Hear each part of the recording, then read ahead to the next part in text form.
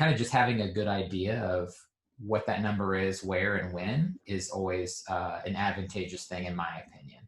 The ways that I kind of measure it, a couple different ways. I mean, you could easily just hop on the treadmill and put it at the typical running speed that you may have, just based on your pace. And you can just set a timer for 30 seconds and just measure how many times your feet hit the treadmill in that amount of time, and then double it.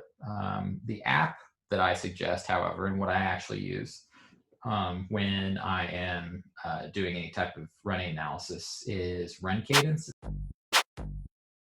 Welcome to the Movement Code Podcast, where we help you decode movement, health, and lifestyle so that you can expand and grow. Hey guys, my name is Antonio Gerlay, your host for the Movement Code Podcast. I am a father, husband, business owner, rehab practitioner, and coach. Information overload has paralyzed many of us, and we are overwhelmed with good intentions and don't know what or who to trust. We aim to provide you clarity and confidence by bringing you expert advice for the everyday person. Thanks for spending some time with me today and enjoy the episode. What's happening, guys? This is Antonio, your host of the Movement Code Podcast. I'm super excited about today's episode. My good buddy, Dr. Jesse Riley, is on today sharing his wisdom of biomechanics and gait and running and, a lot of different just topics on that. So I love this. I love this episode because this is definitely information and just an area that I do not have a lot of knowledge and expertise in, and I got to learn a lot for myself, which has been great. I'm not a big runner, but there are obviously times when I do run. So I like to take, especially in these episodes where it's a little bit foreign, and apply some of this stuff obviously to my own life. As I had indicated in previous episodes, selfishly, a lot of these guests and topics are because I have specific questions, and the specific questions that I have either developed myself because you guys have asked them, or I've heard specific questions from you that I wanted to bring on, or just my general knowledge and inquiry about certain things. So running is just foreign to me, foreign in the sense of the knowledge and the biomechanics and injury recovery, etc. So we get into a lot of that great information. I'm super stoked about this conversation, and we had a blast. It's always fun catching up with Jesse. But before that, quick ask, we just want you to go to YouTube and subscribe to our YouTube page. Takes 2 seconds. Google Enhanced Movements YouTube, or go to YouTube and type in Enhanced Movements, and you will find our page. Subscribe. That's where we put a lot of our movement exercises and content, and we have Movement Mondays on there. We replay these podcasts on there where you can actually see the video of us having a conversation as well too. So please do that. And of course, at Jesse Riley is Jesse's Instagram handle. Make sure to follow him on Instagram, and you'll get that. You'll get all of his contact info in the episode as well, to make sure that I said those correctly. So let's get on with it. Enjoy the episode, guys. And as always, please share. If you liked it and you think someone else will benefit of it, it's no skin off your back for just hit that share button, send it to someone, and just be like, hey, thought of you, think you'll enjoy this. Enjoy. So much love. Thanks for listening, and chat soon. Bye. All right, guys, welcome back. Movement Code Podcast. Today on the episode, we have Dr. Jesse with us, and I'm going to let Dr. Jesse introduce himself and a little bit about what he does, which will clearly indicate what our conversation is going to be around today. So thanks for coming on, man. Not a problem, Antonio. Thanks for having me, buddy. It's good to catch up again with you. Yeah, basically, I would say that kind of how I introduce myself, Dr. Jesse Riley, Jesse, whatever you want to call me. Some call me coach. Some call me their therapist. Some call me the rehab specialist. And I'm sure you can attest that too, Tony. It's kind of just whatever walks in the door is what hat you wear that day. But I would say the biggest demographics I work with are going to be endurance athletes and then chronic persistent pain individuals. Awesome, man. So the reason why I reached out to Dr. Jesse is we wanted to have some conversations about running. I am not a runner. I ran maybe for the first time in about a year, maybe a month ago. And I did like a mile around the block, which wasn't bad. And I did some sprints and it felt okay.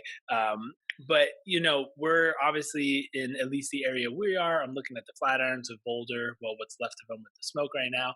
But there's a lot of people that run, and people love running. And runners are like, I always joke, like runners are runners. And when you tell runners you can't run because of something, or they have an injury or whatever that is, that's like you're taking my soul and my life away.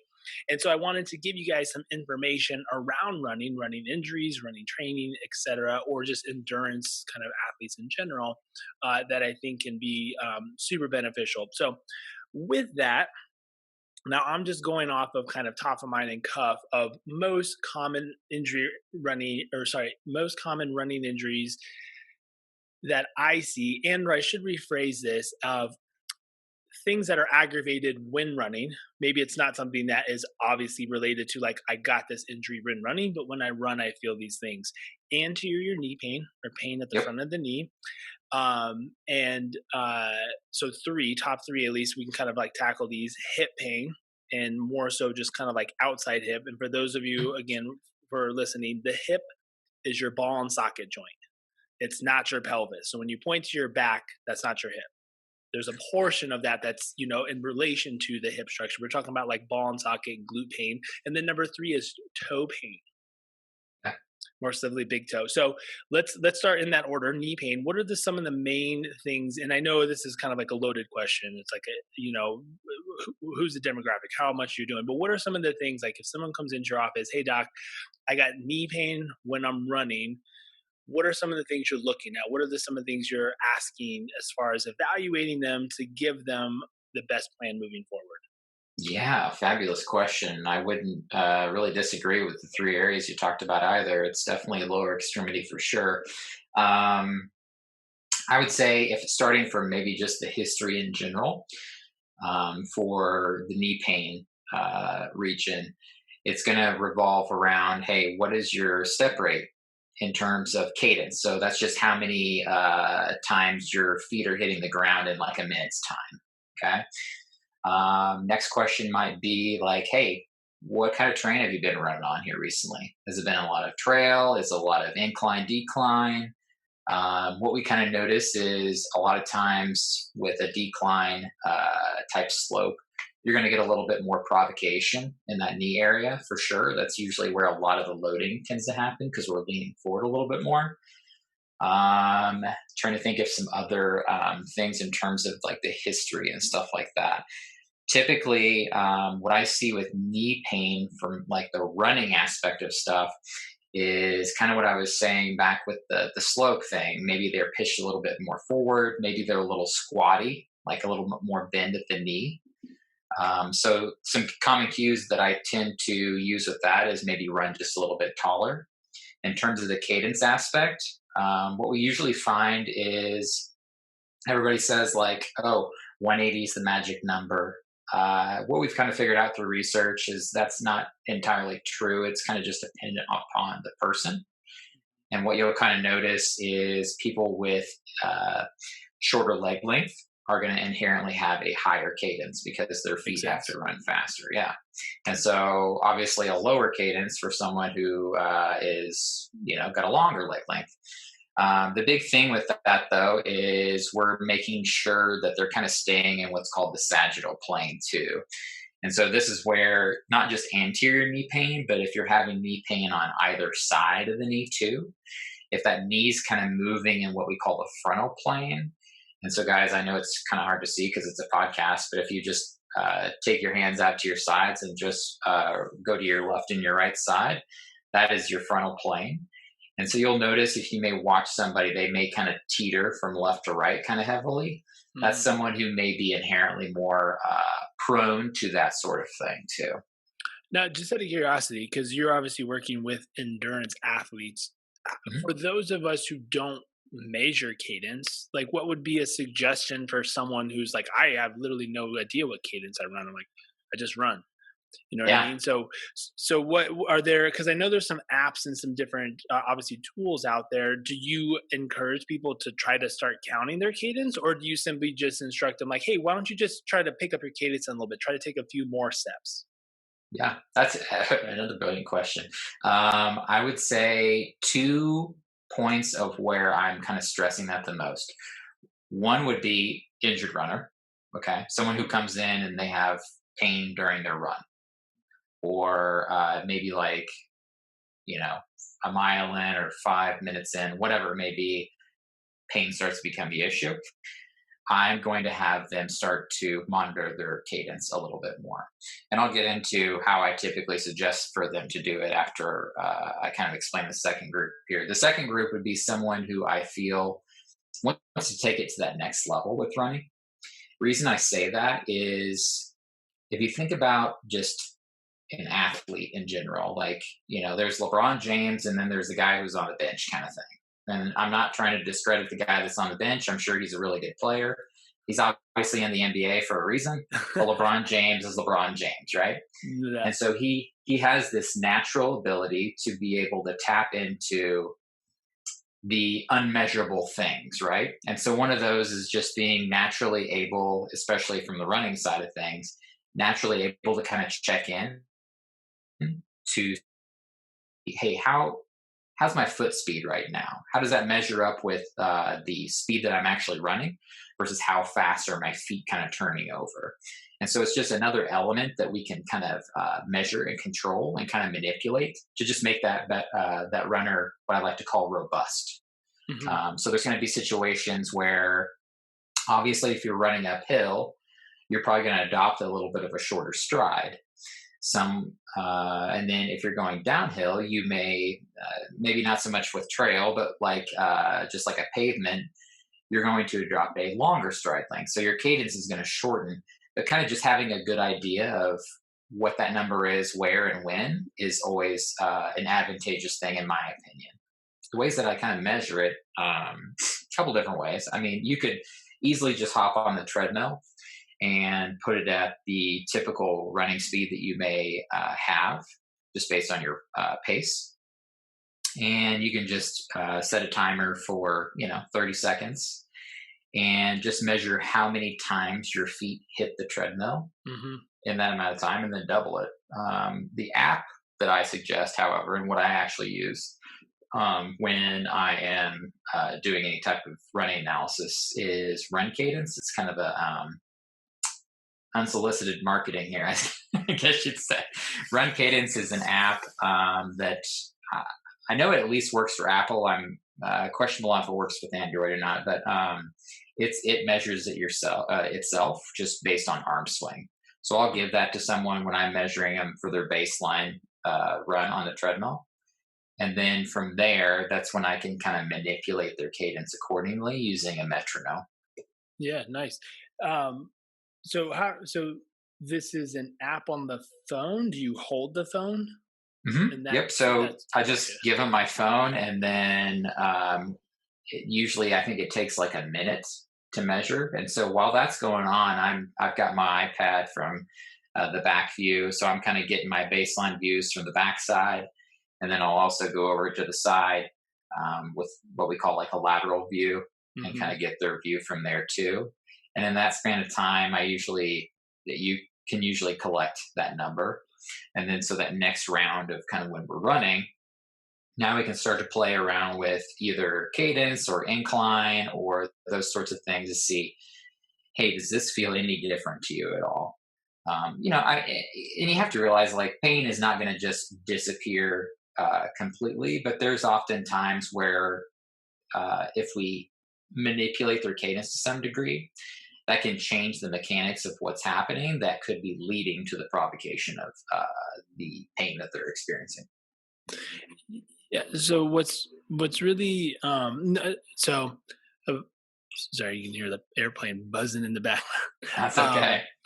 I'm in the bunker, aka our bedroom, so it's all good. So I am curious because it sounds like most of your analysis is done on the treadmill, correct? Yeah, for the most part, it's just the reason why that is the way that I explain it to people is every element of that is typically under our control. Whereas and I've had people, send me a recording on their phone, like running towards the camera or running away from the camera out in the street or something like that. But it's just one of those things, like we can get a constant long exposure versus like Oh, 5 seconds. Oh, well, let me rewind and rewatch that like 17 million times. And Yeah, no, so it's just a nice baseline. yeah, I agree. I think it makes sense. Now, I am curious though, because this is a question that I commonly get, especially when we're talking about like footwear and things like that. Oh, I went to this store and they did a running analysis on me, and because Mhm. of what they saw, I am now wearing X, Y, and Z. And not that we're throwing anybody under the bus here, but I feel from time to time you tend to get the same, maybe patterns just repeat themselves as far as like human nature and things like that, but it's a lot of the same things. You are an overpronator, you need this, or you are this and this, and they're trying to, which I think is okay to some capacity, deal with something that they see with a product that they're obviously trying to sell, right? But what are some of the limitations that people are most likely missing by just doing the more quote unquote generalist type of running analysis at like a shoe store? Yeah, great question there too. I think, you know, to answer that question, and I think you would agree with me here, Antonio, that, people have their biases in terms of what they feel may work for a specific person. And Oh, for so, sure. kind of like what you're saying, you don't want to throw anybody under the bus, but um, you're going to walk into one running store and they may have this heavy opinion on this shoe for you, and then you may drive right down the street to this other running store and they may have a completely different opinion on it.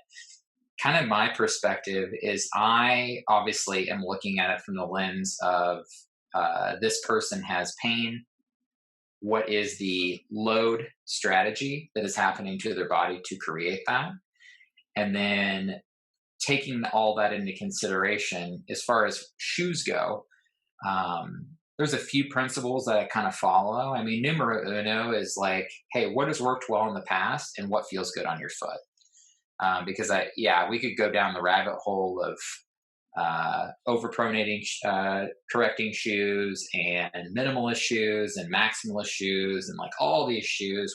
When at the end of the day, like most of the research says that no specific shoe is going to reduce your injury. I'm trying to remember. I think it was like basically they found that there was no correlation that any shoe has a propensity to create injury for a runner. Yeah, and that makes sense, right? Like you could have the best equipment ever, but you can still mess yourself up. Exactly. So with that being said, so I think there's a couple parts to that. You're seeing people in pain, but you also see people from like a performance standpoint. So it's people that want to go to the next level that maybe are not in pain. Mhm. But and it's and I actually did this with a local physical therapist who just moved into town. This was like a couple years ago. But I was like, oh, what do you guys do? Oh, we do a lot of gait analysis stuff. I was like, cool. Never had my gait done before. I'm like, I don't have any pain, but I'd love to get it checked out.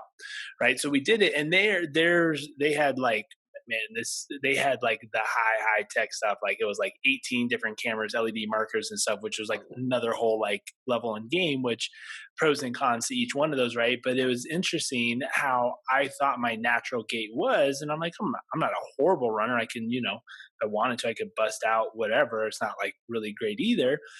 Yeah. But like seeing all this stuff, I was like, oh damn, I run really weird. From like what I've seen, because I've never filmed it before, right? And so just kind of curious, is you know, if you don't have pain and you are someone who runs and you've never had an analysis, just like, and I kind of think of it as humans too, like it's kind of nice to do a blood work every now and then. Is it beneficial, like for someone to get in and start looking at their technique, even though they don't have an issue? I mean, we don't want to create like any sort of fear mongering. It's like, oh, but you could catch something before it catches something. Or do we kind of just say like, hey, if you're running well and you feel like you're good, hit me up if you need me? Yeah. You and I are both cut from the same cloth, and that's why I like you in the first place. You're not the fear mongering, like pushy salesman guy, and I have never ever been that way myself. But to answer your question, I mean, yeah, I mean, I definitely see people. Obviously, I would say the overwhelming majority of the people that I work with, yeah, have pain to some capacity. But that other group, and this is a fun group to work with because it's almost like uh, we're not only problem solving, but we're kind of enhancing in a way too. Like Hmm. oh, we could make you go from here to here kind of situation. And so to answer your question, yeah, I absolutely work with that group too. I present it a little bit differently, however. Obviously, with pain, like you're trying to figure out what is the mechanism that is creating that. Whereas the performance side for me is more of like, hey, I feel like if we worked on X, Y, and Z, this would improve maybe this thing that you keep talking about with your runs, or this certain measure that you keep speaking on. So you always try to tie it back to whatever their goal is, obviously, right? And Yeah. that's no matter if they're in pain or not in pain. Yeah. So, I mean, just kind of going back to that, I would say for the listener, if you're questioning running, or you're questioning maybe some of the aches and pains that you have when running, Mhm. it would be good to get maybe a more in-depth assessment rather than assuming a shoe is going to fix it. Oh, 1,000,000%. 1,000,000%. Absolutely. I Yeah, you're just not feel going to be like able to go out and get your 4% and be able to run a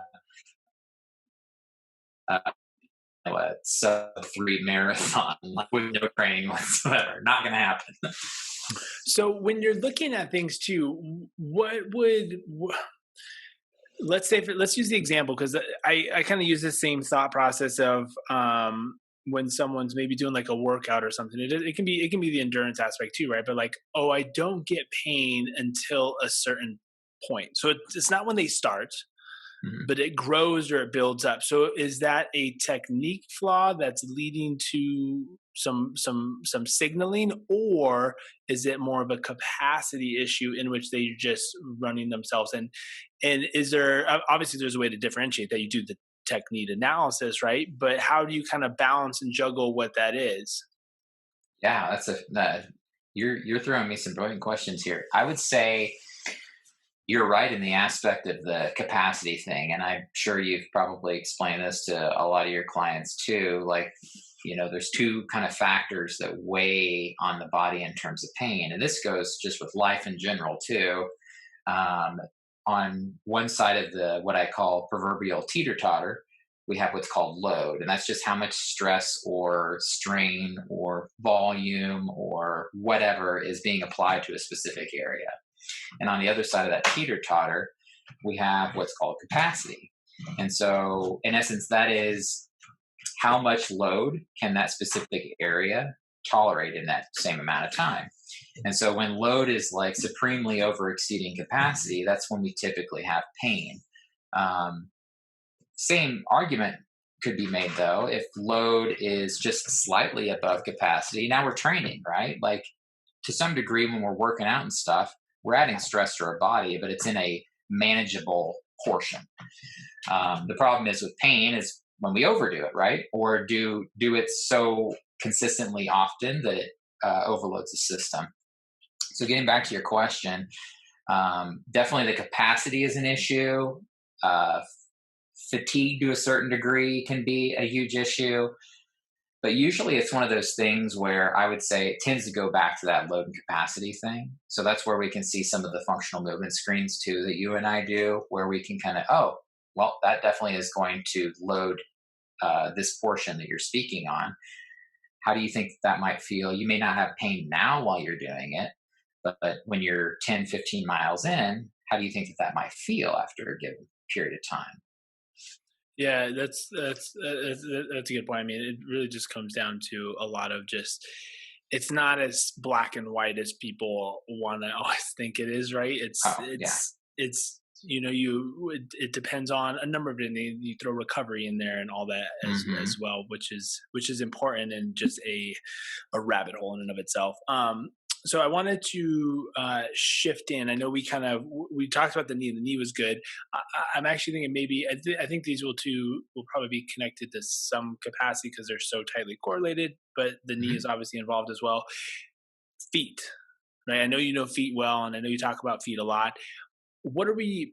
What are most of us missing as far as like what we need to know about our feet? Where do we go wrong with feet? And this is something I'm thinking even like from earlier stage. Obviously, I have kids that are running around, and I'm like, well, shit, am I messing up their feet down the road because they're wearing these shitty shoes and all this other stuff, and getting feeling all guilty for that stuff. But we talked about big toe pain or foot pain being one of the other things, and obviously the tight correlation between how the hip functions based on when the foot strike and all these different elements. But let's dive into feet a little bit more. What are some of the main things that you try to come across that, or you try to, I guess, lay across for any runner as regards to feet, and for the more dysfunctional, what are some of the remedies and things that you're doing?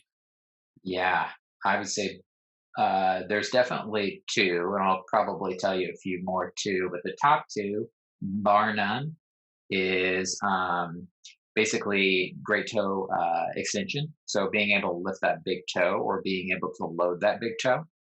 And then the second thing, hands down, probably Nuber and Luno, in my opinion, is ankle dorsiflexion. And so just to think about what that looks like, guys, it's kind of like when you take your knee over your foot, like when you're doing a squat.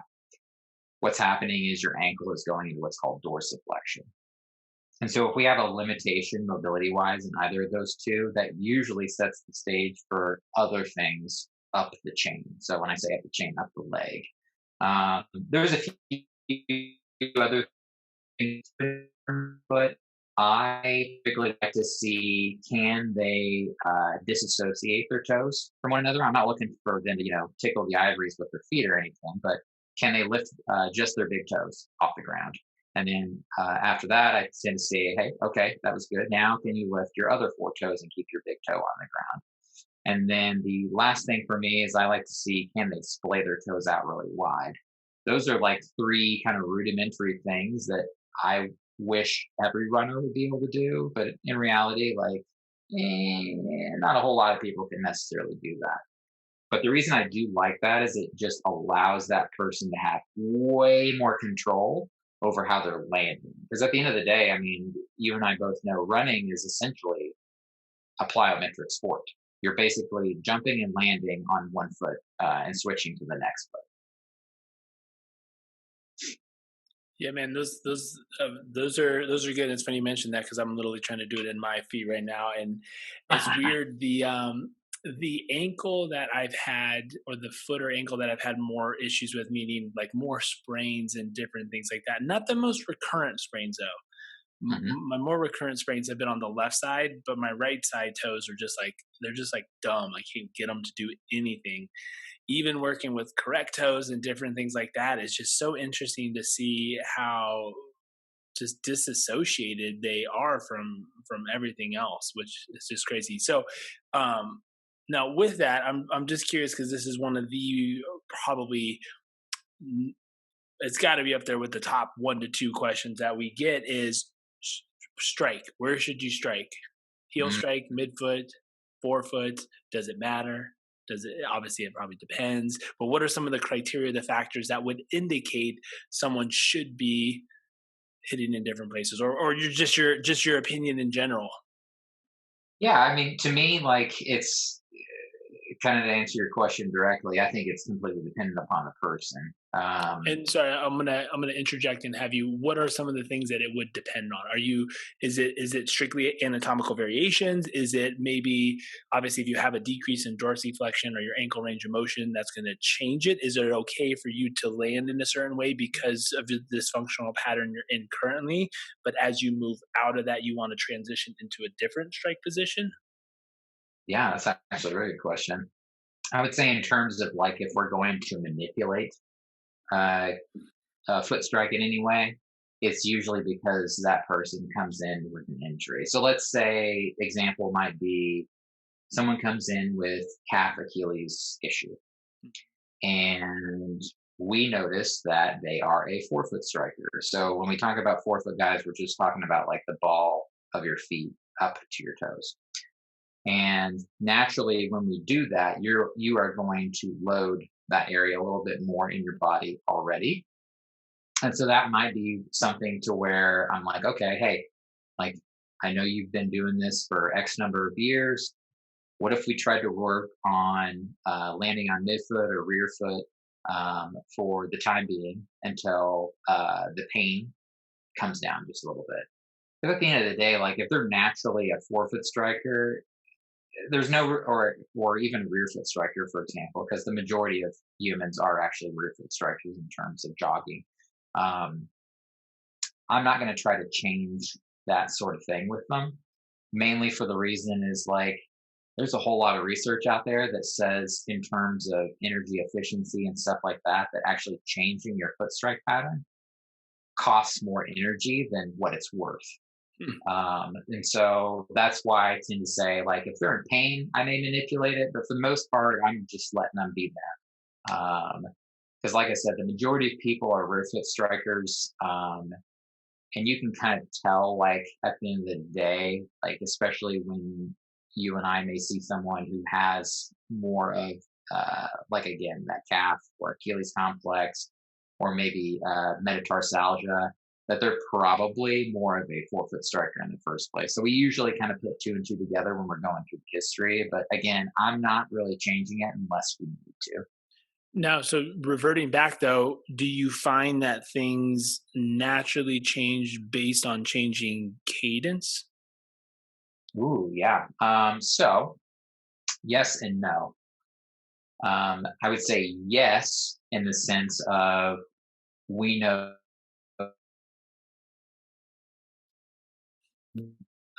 that's going to be a little bit slow pace. But as soon as I tell that person to sprint, basically sprint, but run at a higher intensity, that they're going to naturally adopt more of the forefoot strike.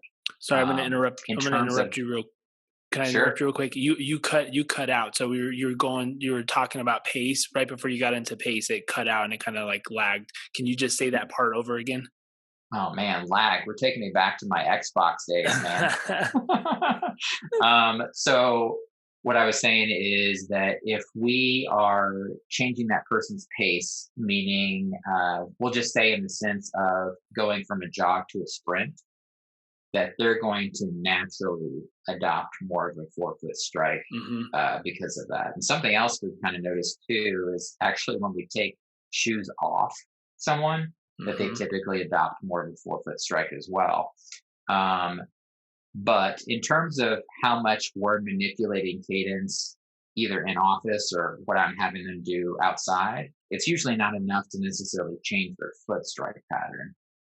It's more about just, in essence, shortening their stride to some degree. So that's a good point though. So for those of you who have switched to a more minimalist type of shoe, that's why you might be experiencing plantar fasciitis pain and or Bingo. Achilles pain because you're on your toes Mhm. and you weren't Bingo. before. Bango. Yeah, great time. So it's building into it. Yeah, man, those are good points. So I literally that just jumped into my mind because I had a conversation with someone yesterday or last week, and she was just like, every time she's a CrossFitter, she's like, I don't run because every time I run, it just hurts, or I pay for it days afterwards. And they're like trying to give me running drills and different things like that, and they're trying to change me from a heel foot striker to more of a midfoot strike, and a bunch of different stuff. And I'm just like, well, like, let's just try these couple things. Increasing cadence definitely helps. So she wasn't like thudding. She's like, I run. I'm like a dong, dong, dong, dong, like just smacking the floor like none other. But oddly enough, correct toes helped her a ton. It just Ah, opening nice. her up, and she's just like, I feel like connected to the ground. Whereas before, which we got to still work on dexterity. Before she just was, it was a lot of anterior, not shin splints, but Mhm. that's where it was. And she's like, I always feel like I'm just like pulling my toes up. And this allowed her to feel like she was actually like grounded and she could like grip. But I was like, don't worry about the heel strike. Let it roll. Just speed it up your cadence a little bit and see how that works in. So we're working it and see what happens with that. Yeah, So that's awesome. so talk to us a little bit for those of you who aren't familiar. Talk to us a little about correctos. What do correctos do? How do you use them? Do you use them? Yeah. And where do they kind of fall in? And realistically, like, should most of us be using them to some capacity? Yeah, I would say I yes, I do use them. Do I suggest them often? I would say maybe like in terms of like running population where it's centered at the foot kind of situation, maybe 50% of the time. So it's not like every single person's getting correct toes That's kind of so thing. good though. Yeah, absolutely. And the reason I like it is it's a basis of getting them more aware of Mm. why, one, why we're giving it to them, but two, kind of allowing the foot to kind of feel a different environment with them. And so if we're not, again, I could give them correct toes, but if they're not doing drills like the toe splay and stuff like that, it's really not going to stick, and your body's not going to really come away making much progress with it. And kind of the same thing could be said with, like, the foam rolling, the lacrosse balls, all that kind of stuff. Like there is a purpose for it, and I think that people can and should do that to some degree if they feel that that's good. But there has to be some type of coupling with an exercise or a drill or something to kind of let the brain know, like, oh, okay, this is what we're trying to go for. And also kind of the realization, like, no matter how much you're wearing those correct toes, like, it's going to take a while too. Like, your body had a natural adaptation because you were likely having a specific shoe that wasn't necessarily agreeing with the foot for a long period of time, or maybe that your gait was altered in some way from either an injury or some other capacity that happened that led to that too. Same thing, actually, what you were talking about with your foot, my foot. This is what I deal with too. I broke my ankle. Actually, I joke. Logan Ring broke my ankle back in 8th grade, um, and so my left foot basically has a little bit less ankle range of motion or dorsiflexion, but at the same time, my pinky toe looks a little gnarly, and so my lateral four toes have a hard time gripping the ground or feeling the ground.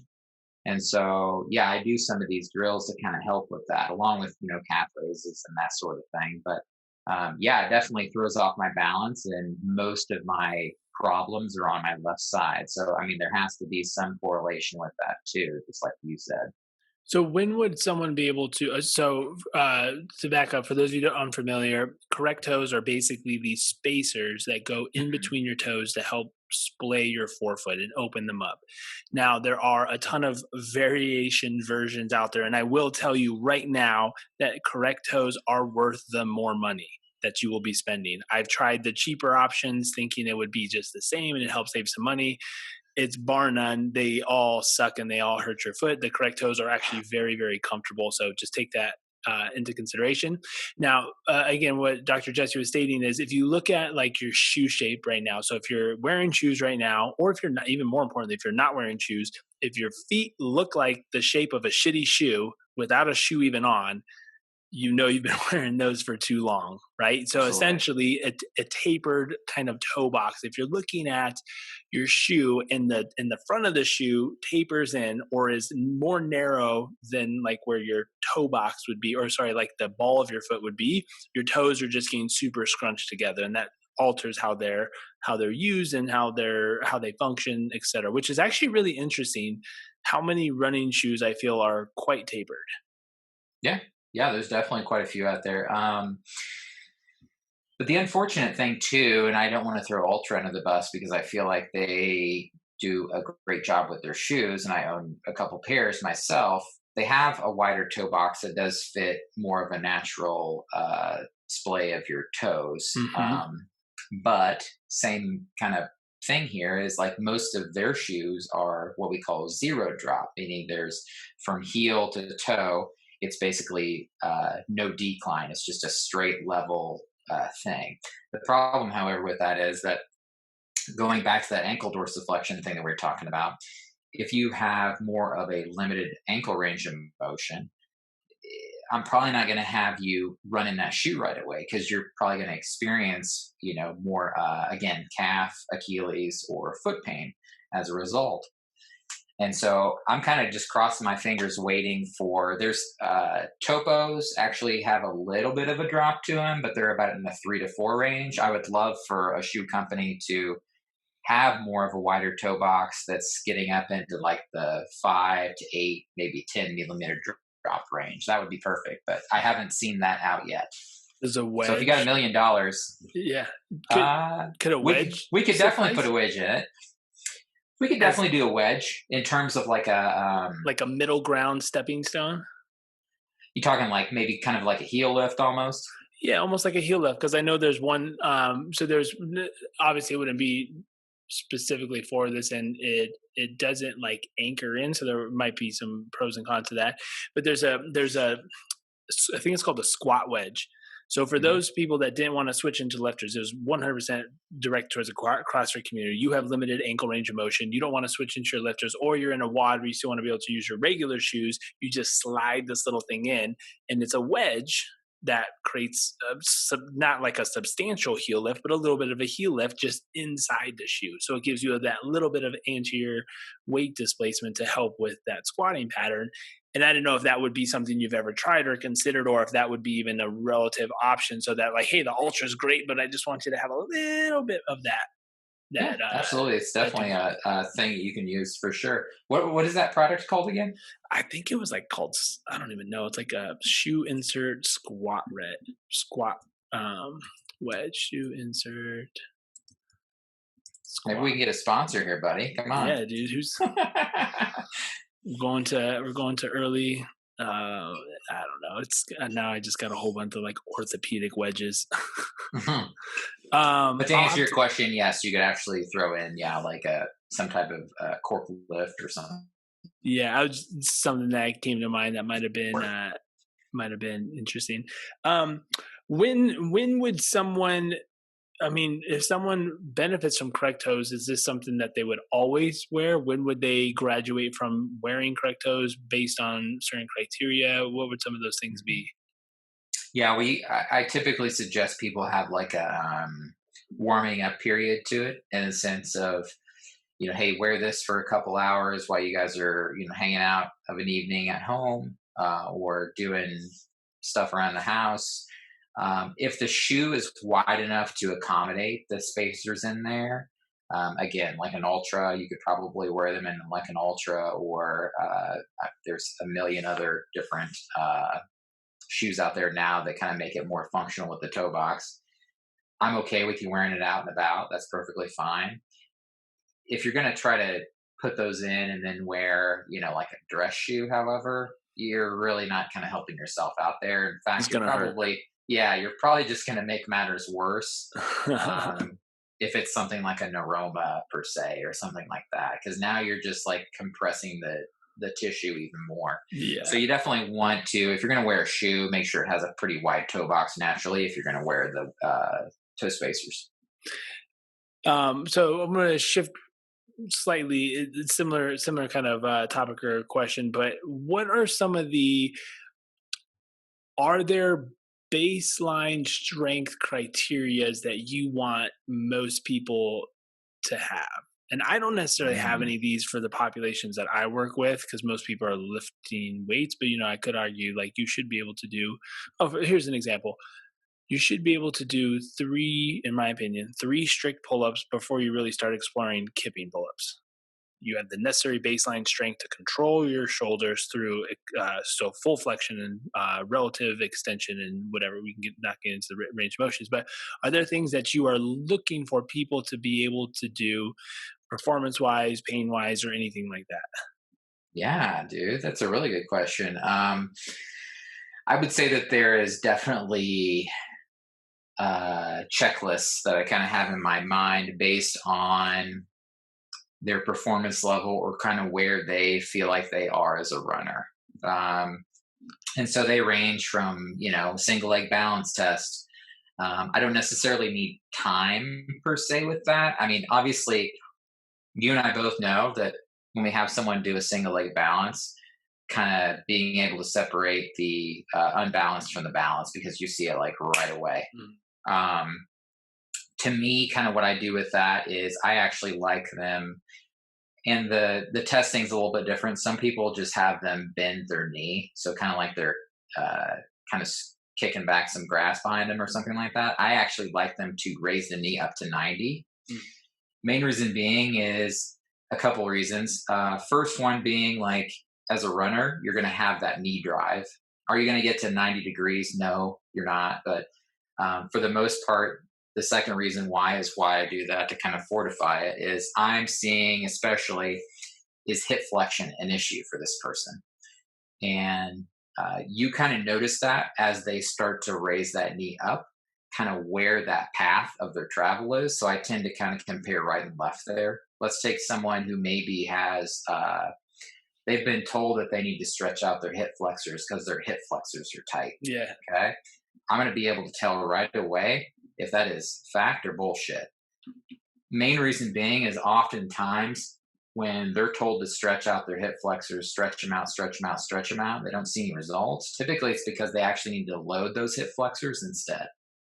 And so when I watch them do a single leg stance, as they're raising that affected area up, so that let's say it's their left hip, front of the hip, and they're raising that knee up, I typically see a pattern to where maybe they kind of take it out to the side and then bring it back in line compared to the right side or whatever the non-infected side is. Or they tend to avoid anything that's like internal rotation of that hip too. Those are usually the two big ones where I'm like, and this is where you got to sit down with them too, because if they've been told by so many damn providers that they've got to stretch their hip flexors, and you come in here and you say, actually, quit stretching your hip flexors. You need to make add more load to these and make them a little bit more robust.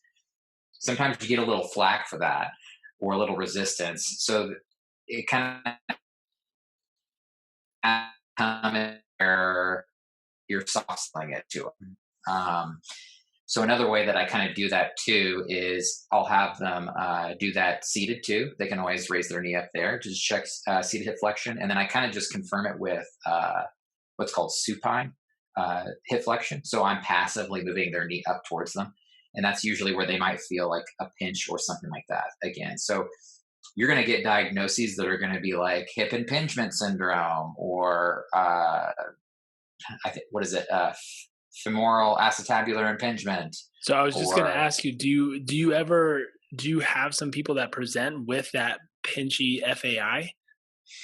Well, it's going to, a couple of ways that it kind of depends is yes, but typically if it's actually something that is more accurately portrayed to that, it's usually because their hip alignment is going to be a little bit different than what we consider textbook. So they may be having like a little bit of anteversion, so hip anteversion. Basically, that person may feel like they toe in a little bit, or maybe the opposite end of the spectrum where that person has retroversion of their hips. So that's where you're going to kind of toe out a little bit. If it's someone that I kind of see like has a pretty natural hip alignment and we're kind of feeling that, and we're not even to the point of where it's like full hip flexion, that's where I'm going to be like, I think this is more hip flexor saying I need help. Like I can't hold this leg here. So I'm going to go into spasm and it feels like a pinch. Yeah, no, it's just interesting because that's like, that's so top of mind, at least for the demographic I work with, just because so many people lifters, for sure.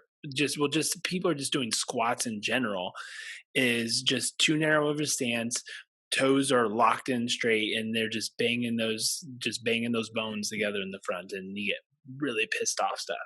Yeah, for sure. Yeah, I mean, I see it time and time again too. Yeah, with the squat stuff, and that is a multifactorial thing where I know that you do a great job of this in terms of educating that person. Like, hey, what if we adopted this pattern instead with your feet? And it just makes all the difference in the world for them because you don't know what you don't know, and that's kind of our job is to let them know. Well, or they've been told something, right? Like exactly, because most people are like, well, why do you squat that way? Oh, I was told to do that. Or why do you do that? Oh, I was told to do that back in the day. All right, so we got hip single leg stance, balance, hip flexor endurance. What do we do for lower extremity? Do you have like a ideal amount of maybe like heel raises or something like that people should do? Yeah, buddy. I think like in terms of what should be the quote unquote strongest part of a runner is bar none your foot and your calf, bar none. Because at the end of the day, when your foot hits the ground, that ground's striking back too, brother. I mean, that's just physics. And so I call that ground. Well, I don't call it. Science calls it. Science calls it ground reaction force. Science. And so we know, kind of just based on research, that the areas that take the most force or impact back starts from the bottom and works your way up. And so your foot, for the most part, is I think the stats show about like 8 to 10 times your body weight in terms of the force being applied back. And so it gets dissipated the further up your body, but you have to make sure that your foot and your calf are absorbing that amount and can absorb that amount. Otherwise, that's where we run the risk of, having it go further up the body, and where we get, again, anterior knee pain and that sort of stuff. Mm-hmm. So in terms of answering your question, I got off topic. Calf raise, yes, absolutely. Not just 2-foot calf raise, but I'm definitely getting them single leg too, because again, it's a sport where you're having to land and jump on one leg, and you're going to be able to decipher pretty quick off the bat, especially when we get into single leg calf raise, what that difference looks like and kind of how that's leading to their pain. So is this a trade secret? Are you able to tell us what those numbers are? Ooh, like the values I'm looking for. I think the research says like it's age dependent. Oh, it is. Yeah, I think I've got an Instagram post on this actually. Yeah, that's actually why I was thinking about it. I remember seeing one of those. I want to say like kind of 30. Let me pull it up real quick though. It's pretty easy to find here. But yeah, man, like as far as the calf raise stuff goes, you definitely need to make sure that the calf complex is definitely in tune with what's going on.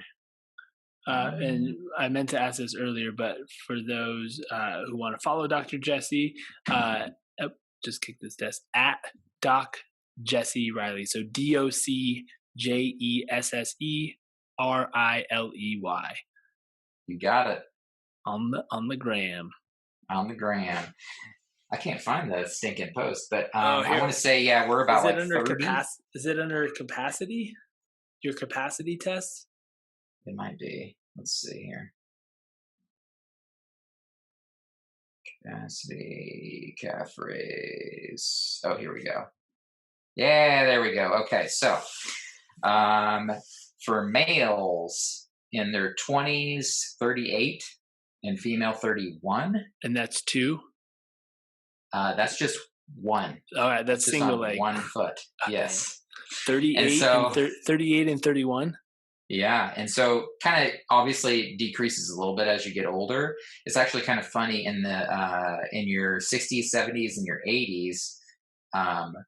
We actually, between men and women, it actually starts to get very similar. So it's actually pretty cool to kind of notice those discrepancies. I thought that was a really neat thing based on the study that we found. In terms of, let's see, I'm in my 30s here. I got work to do. I need to do about 33 on each foot. So that's good. That's good. Were there any other ones as far as, do you have like anything for like glute bridges or anything else that you're hoping for people to be able to accomplish? Yeah, so what I typically like to do, especially with like single leg glute bridge endurance test, what I usually have with that is I'll have them go up on 2. They'll kick one leg out, and I'm looking for how well can they control that plane of motion. That's a transverse plane. So am I seeing a hip drop of some kind? Am I seeing a loss of hip extension so that they start to kind of like bend at the hip a little bit? I usually try to have them try to hold that 30 seconds on each side. That's a really good one for kind of what I consider the sagittal plane. So runners, for the most part, if we think about it, guys, when you're walking straight forward or backward, that's considered the sagittal plane. One of the biggest planes of motion that I feel runners don't train enough in is called that frontal plane. So again, that's kind of when you're waving side to side. How I kind of measure that one, a couple ways you can do this. The main one that I like to go to is what's called it's a side plank endurance. So I have them hold that for 30 seconds. If they can maintain that pretty well, what I usually have is at the end of that 30 seconds, I will have them abduct that top leg. So kind of raise it up in line with the rest of their body there. And I try to have them hold that for another 30 seconds. And typically we can kind of see a few discrepancies between your right and your left side whenever we're checking that sort of stuff out. Nice, man. Those are good. Yeah, just basic training movements, right? You know it, brother. So last question I wanted to ask for those that maybe aren't running right now, Mhm. and this we see this a lot. I had an old injury, or I want like, what are some of the activities you want to get back into? Oh, I used to run a lot. I would love to get back to running. What's the ramp up that you try to encourage people to do, or how do you break down getting back into running so that you don't create this quote unquote overuse injury or this kind of like acute injury because you're doing something super new? Yeah, fabulous. Kind of the way that I suggest it for people is I want to make sure that they can do a good amount of walking first. So whether that's like 30 minutes to an hour, how does the body tolerate that? We're in an area where we have access to trails and mountain ranges. So even hiking would be advisable too, because you get that variation in the ground. If we're killing that, and then the next thing is just consistency. I feel like a lot of runners, especially if they're trying to get back into it, it's a form of motivation. I mean, you and I both know, like in the current state that we're in, motivation's hard to find.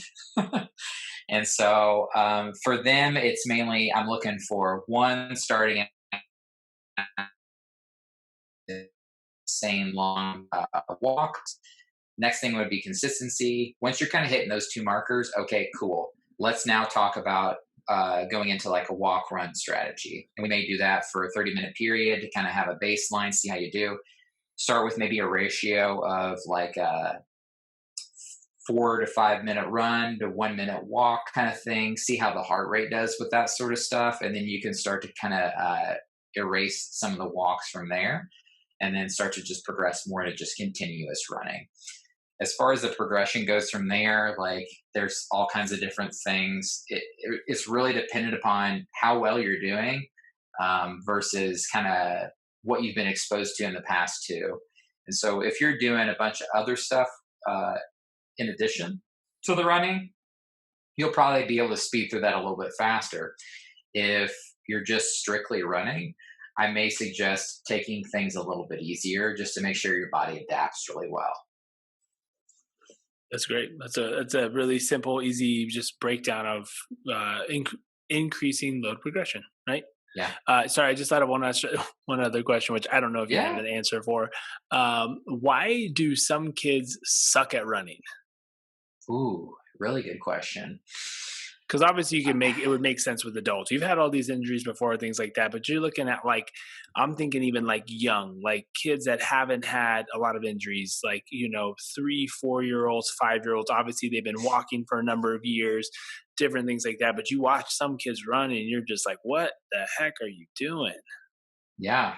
I mean, we could go into so many different directions here, like, developmental sequence and that sort of stuff. Like, did they walk too early and that sort of stuff? Was it forced in terms of Hmm. their walking? Like, there's so many things. I think the biggest thing to me is I think a lot of it just comes back to balance control.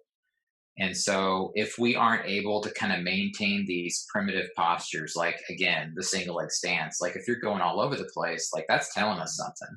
So, we need to be able to see, like, where is that being affected the most? Is that the foot?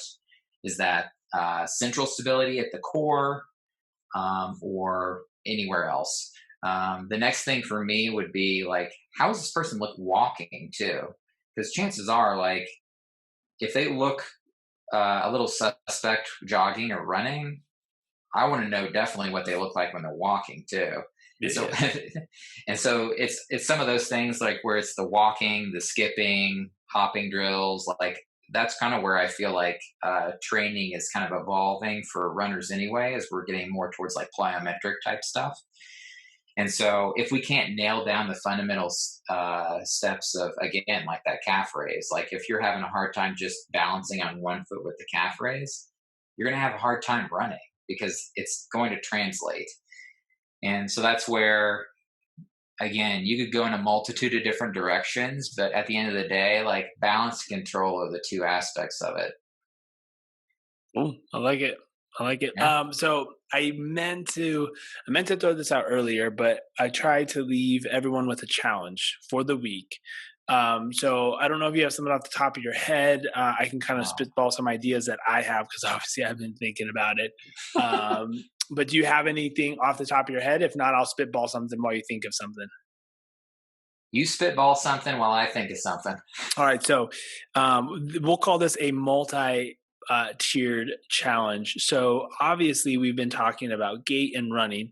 If you're not running, some of these challenges might not apply, right? Increasing cadence or other things like that. But so if you're not running, I think so. Locomotion is imperative to humankind, right? Mhm. It is argued that mankind is such a good hunter, not because we're the fastest or the strongest. Obviously, we can't like outrun an antelope, right? They're faster than us, but the endurance that we can endure and double endurance that we have to be able to go further distances from not only a walking and also a running component is super important. So humans have been born to run. So if you're not running, I want to encourage you to go through that natural progression that Dr. Jesse stated, because I do not want you to just go start running tonight or tomorrow if you haven't been doing it in a while.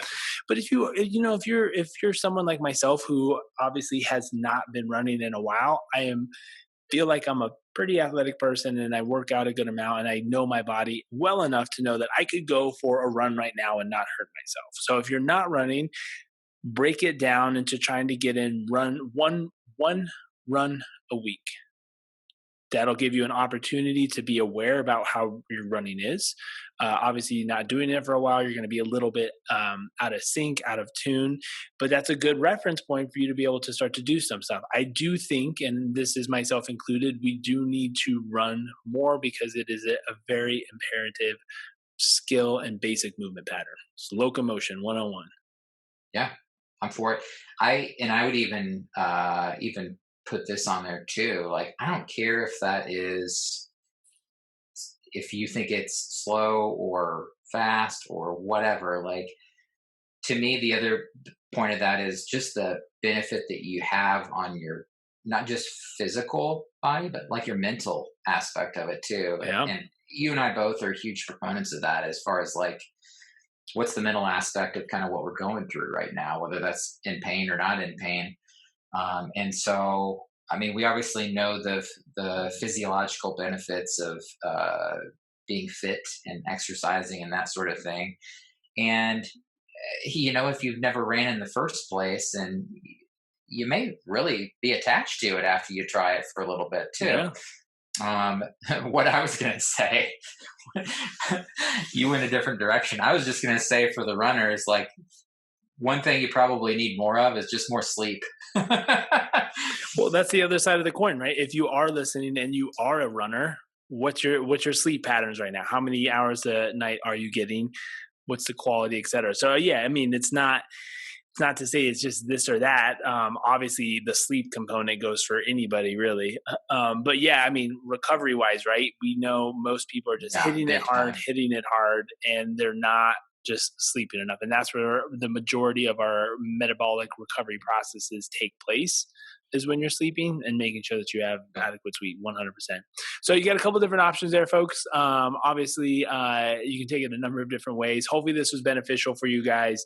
There's a lot of different stuff in there, from strength training to footwear to correct toes, just locomotion and gait stuff. So I really appreciate it, man. This was fun. These are questions I've been wanting to ask you for a while, and it's always, I always joke selfishly, this is a way for me to get a lot of the questions that I want answered. So I appreciate you taking the time to entertain the thoughts on my mind.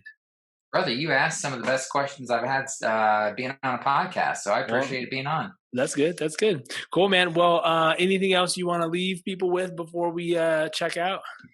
Well, I mean, as far as the social media goes, like I said, it's at Yes, Doc please. Jesse Riley, DocJesseRiley. My website is www.moderndaychiro.com.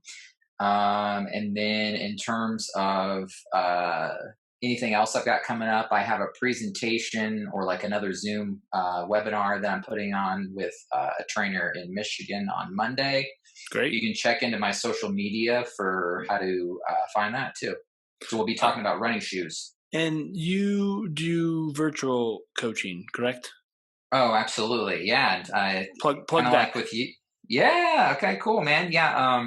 It's actually a pretty cool process. What I usually do is our first kind of visit per se is actually two pieces.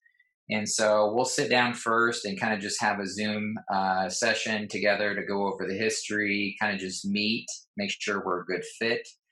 And then what I usually do is I send them a package of videos that I actually want them to shoot themselves. Mm. And so they'll do that on their phone, tablet, or whatever. And then they'll send those back to me. And that's when I can upload them onto an app that I use to edit them and kind of give an explanation again to, loaded capacity. We go right back to it again. And so it kind of gives us an explanation as to, again, why they have pain. We build a strategy and kind of a plan together. And from there, we kind of just follow up intermittently to make sure everything's progressing well and we're kind of going in the right direction. It's actually been a really cool process. I do it slightly differently than some other practitioners just because I feel like with a lot of people, it's really dependent. Like when that video starts, what room are they in? Can they move around a lot? And sometimes it's a Oh, little dude. seedy. So You don't, yeah. I mean, I just literally jotted that down. Videos, do the filming yourself and send it to me because there's been so many times with a lot of the remote sessions that I've had, and we indicate like, hey, we're going to be moving around, so make sure you have some space and different things like that. The next thing you know, you're in the tightest little office ever, and they're having to move stuff, they're having to go to different rooms and set up stuff. I feel you there, man. So it's kudos on you and well done yep. for having that planned out appropriately. All right, man. Well, hey, thanks for having me on. Yeah. All right, guys. Thanks for tuning in again and move well. We'll see you soon. All right, guys, that was Born to Run with Dr. Jesse Riley. I hope you guys enjoyed this episode. Running is always, I think it's a super fascinating movement when it comes to human movement, biomechanics, etc. It's something that is so innate in us, yet seems so foreign for so many people. As we had discussed in our conversation, right, is like asking the question is like, why do some kids suck at running? Why do some adults run? Is it strictly a result of movement compensations from prior injuries?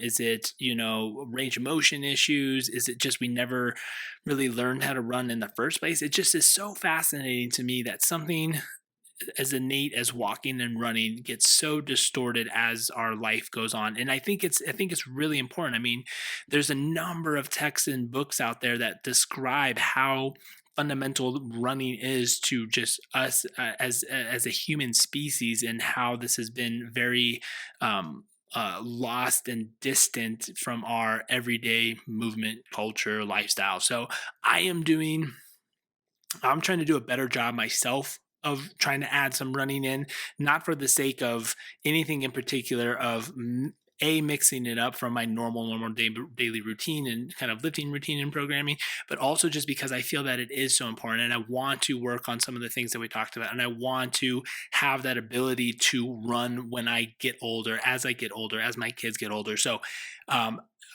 take note of the challenge, and just try to apply some of those fun facts and tidbits. And if you're not currently running, let's get some miles, let's get some footsteps on the books. And if it's something that is a little bit new to you, find a coach. There's tons of running coaches out there. There's tons of coaches. Obviously, make sure you're ready to run if there's any sort of medical issues or anything you're dealing with. But let's get the shoes on. Let's lace them up. Let's get some steps in and enjoy, have fun, get outside. Much love. Thanks for paying attention, guys, and listening and tuning in. Please share. If you know this will help someone out, or if you just enjoyed the episode as it is and want to share with someone, please do so. So thanks for tuning in, guys. We will see you next time. Move well.